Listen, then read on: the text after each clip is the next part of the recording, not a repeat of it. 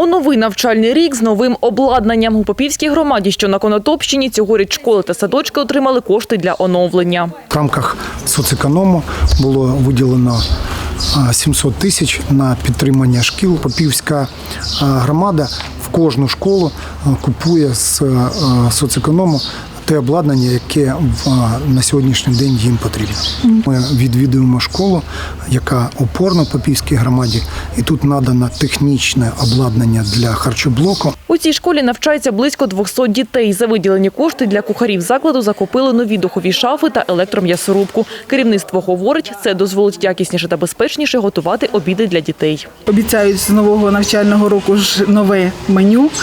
І я думаю, що і ця шафа дуже допоможе нашим кухарям, оскільки запікати, наприклад, ті ж самі котлети, вони не мали в змозі, могли тільки їх жарити.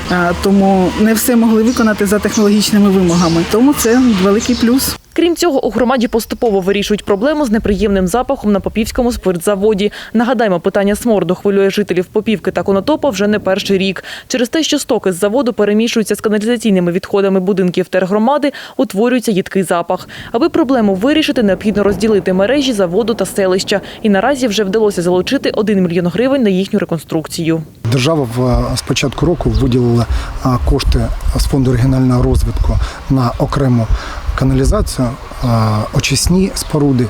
І на сьогоднішній день, тільки місяця-два тому, було вирішено ОТГ місце і виділена земля для очисних споруд.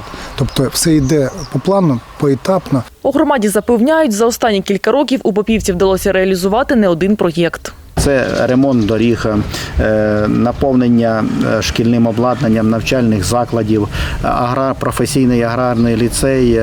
Там я не можу все спомнити зразу, скільки всього було зроблено завдяки підтримці і порозумінню народного депутата Ігоря Федоровича. Очільник громади говорить, у майбутньому плани не менш амбітні. Новини СТС.